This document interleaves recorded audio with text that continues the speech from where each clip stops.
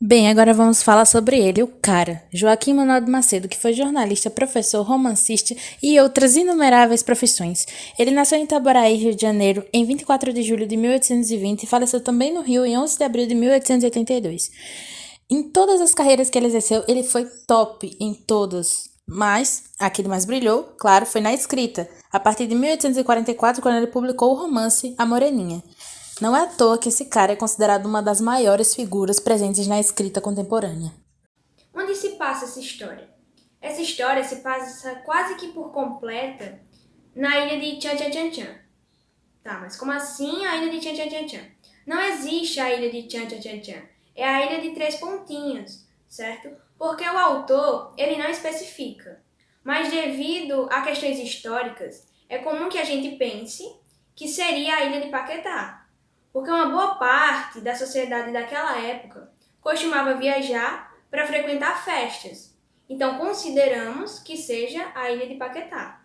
O romance começa com a união de quatro amigos estudantes de medicina que decidem passar as férias de Santiana em uma ilha que não tem seu nome revelado ao decorrer do livro, a convite de Felipe, que é um dos estudantes.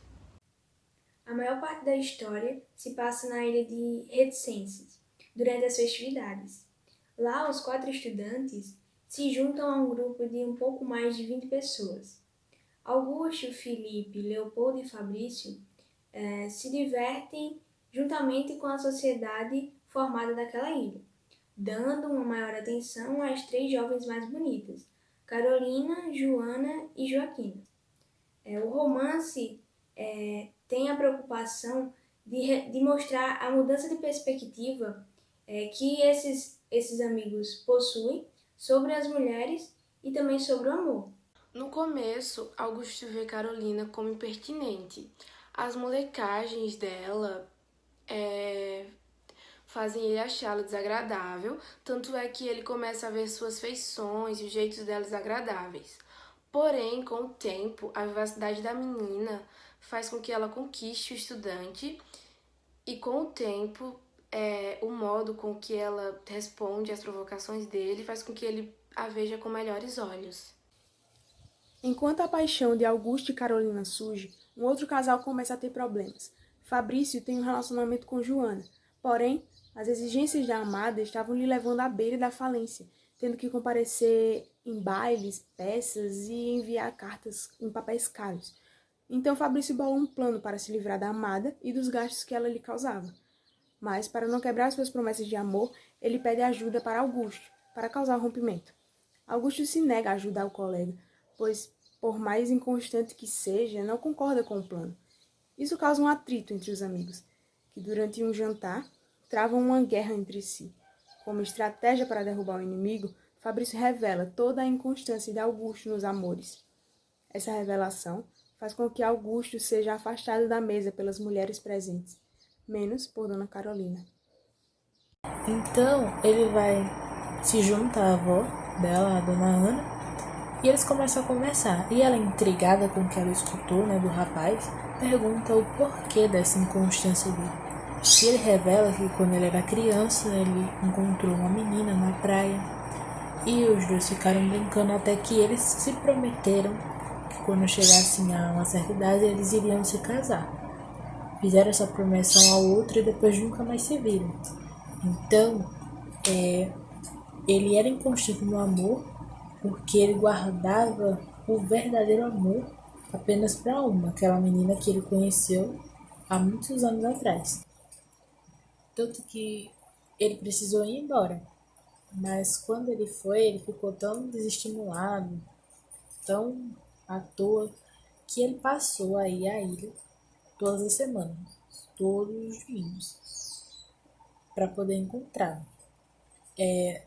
Depois de um tempo, como ele estava desfocado nos estudos, o pai dele ficou em alerta e proibiu ele de voltar à ilha e deixou ele trancado no quarto. Em decorrência disso, ele acabou não se negando a comer qualquer coisa e ficou doente. E quando o médico foi trazido para diagnosticar o que ele tinha, ele simplesmente disse que o mal que ele sofria era o amor. Carolina também ficou bastante,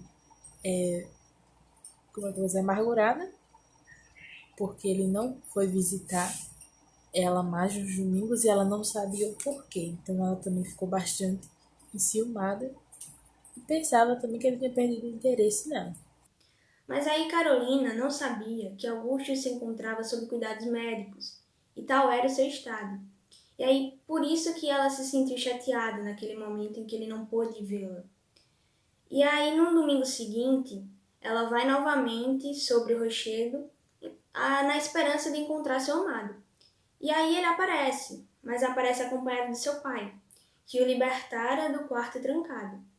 E aí, após os cumprimentos, ao invés de Augusto, foi o próprio pai quem pediu para que Carolina aceitasse se casar com o filho.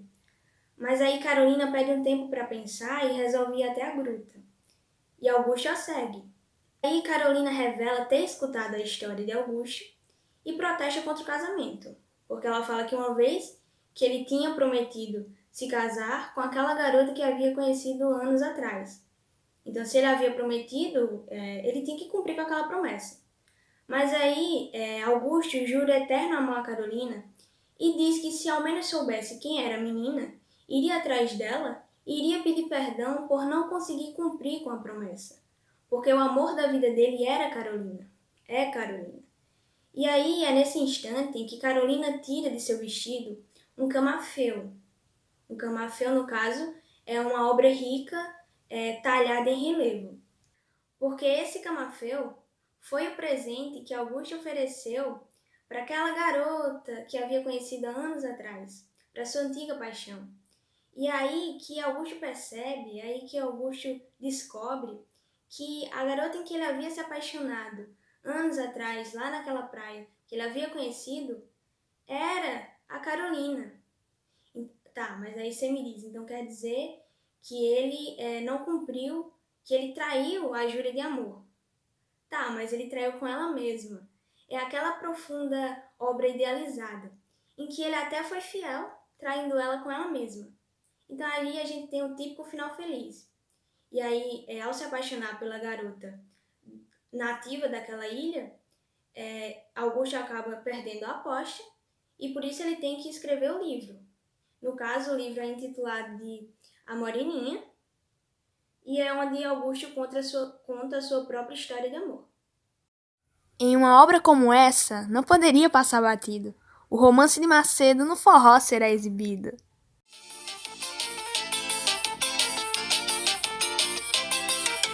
Eles eram 4 amigos que faziam medicina e tiveram o prodígio de uma ilha visitar. Mas de todos os visitantes, Augusto era o inconstante, nenhuma moça conseguia o seu coração roubar.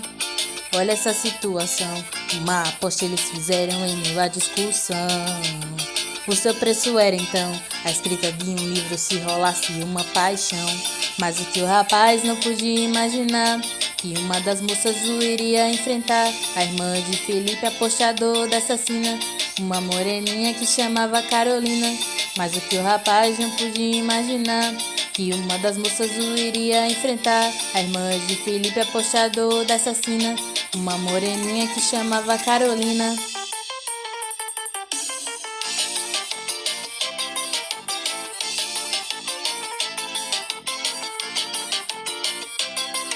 Augusto se viu envolvido, não havia resistido. O conquistador agora começou a se apaixonar. Nos seus tempos de menino, uma promessa havia feito ao seu primeiro amor da vida para subir ao altar. Olha essa situação, uma aposta eles fizeram em meio à discussão.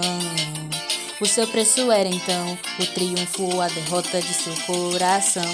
Depois de a moça dele se afastar, ele não queria nada nem ao menos estudar. Seu pai o proibiu de a jovem procurar. Doente de amor ele estava sem encontrar. Mas quando à ilha ele retornou, descobriu que a moreninha era seu primeiro amor. Cê tá ligado que o romantismo foi o que rolou. 2 vezes por Carolina, Augusto se apaixonou.